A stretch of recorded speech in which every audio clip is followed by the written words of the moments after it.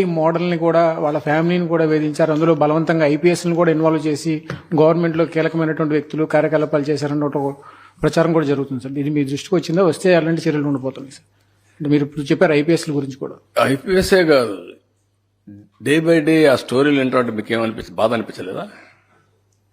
వాళ్ళ బిహేవియర్స్, ఆ స్టోరీస్ అవి విన్నప్పుడు అసహ్యం లేదా? Never I heard all these things in my life. In politics ఎప్పుడో ఒక చిన్న ఇది వస్తే అది పెద్ద స్కాండల్ గా ఊహించుకున్నాం ఒకప్పుడు. ఇప్పుడు యూజువల్ అయిపోయినాయి. పార్టీలు మాట్లాడరు, ఆ పార్టీ ప్రెసిడెంట్ మాట్లాడరు. ఏం నాకు ఈ రోజు నిన్న మా వాళ్ళు ఏదో చిన్న పనులు చేశారంటే I'm very serious about it.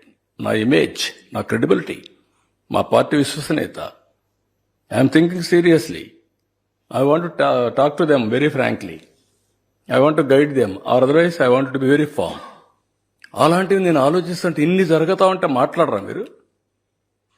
అంటే ఏంటి మీ ప్రవర్తన? ఈ రాష్ట్రం ఏంటి? ఏంటి ప్రపంచంలో మీరు చెప్పండి. ఇటీవల కాలంలో అపోజిషన్లో ఉంటే వాళ్ళ ఎమ్మెల్యేలు, ఎమ్మెల్సీలు, వాళ్ళ క్యారెక్టర్స్ అవన్నీ వస్తా ఉంటే are you not feeling ashamed of it? మీకు అనిపించలేదా ఇక్కడుండే లీడర్స్ మిమ్మల్ని అడుగుతున్న మీడియాని?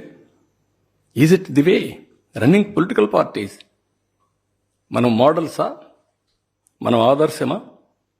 ఇదే మనం నేర్పించే సమాజానికి? మొన్నటి వరకు వీళ్ళు చేసిన దౌర్భాగ్యం గంజాయి వెంటాడతా ఉంది మమ్మల్ని. ఇంకా దాన్ని ఎట్ట తీసేయాలి నేను అప్పుడే ఎలక్షన్ ముందే చెప్పాను. ఇక్కడ అన్ని సమస్యలు నేను కొట్టగలుగుతాను, కానీ గంజాయిని తీసేయడం మాత్రం టైం పడుతుంది. ఎందుకంటే ఒకసారి అడిక్ట్ అయిపోయిన తర్వాత గంజాయికి అంత ఈజీ కాదు అని చెప్పాను. ఏంటి ఆ నెట్వర్క్? ఏంటి భయంకరమైన నెట్వర్కా? ఎక్కడొస్తాడు, ఎవడు తెస్తాడు, ఎవడమ్ముతాడు ఎవడికి తెలియదు. ఒక భయంకరమైనటువంటి నెట్వర్క్ క్రియేట్ చేసి రాష్ట్రాన్ని గంజాయి మత్తులో సుడిగుండంలో నెట్టేసే పరిస్థితికి వచ్చారు. దాన్ని చూస్తే బాధ, ఆవేదన. కానీ వాట్ కెన్ వి డూ? అంత ఈజీగా ఉండదు. సరే, లిక్కర్ అంటే, మద్యం అంటే నేను కొట్టగలిగాను, దాన్ని కూడా సమర్థించుకుంటారు. బుద్ధి జ్ఞానం లేకపోతే ఎక్కడా లేని పాలసీస్ మీరు తేవడం ఏంటే? ఎవడిచ్చాడా మీకు అధికారం మీ బ్రాండ్ మీరు తయారు చేయడానికి?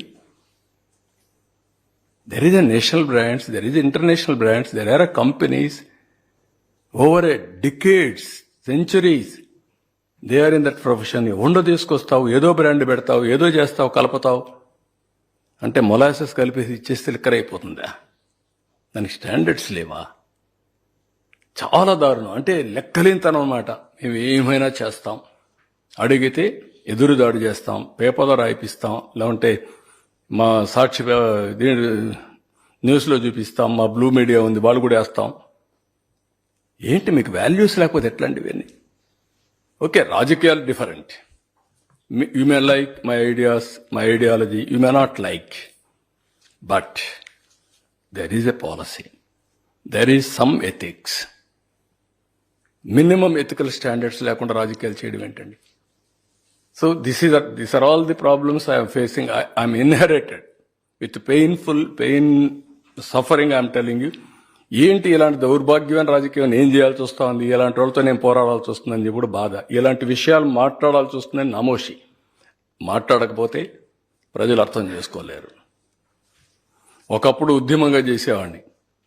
నీరు మీరు, జన్మభూమి, శ్రమదానం, ప్రజల వద్దకు పాలన, లేకపోతే ఆకస్మిక తనిఖీలు, ఇవన్నీ నా ప్రోగ్రామ్స్. ఇప్పుడేంటి కామ పార్టీలు, ఏంటి వీళ్ళ గురించి మాట్లాడు? Can you imagine? అసహ్యం అనిపించలేదా?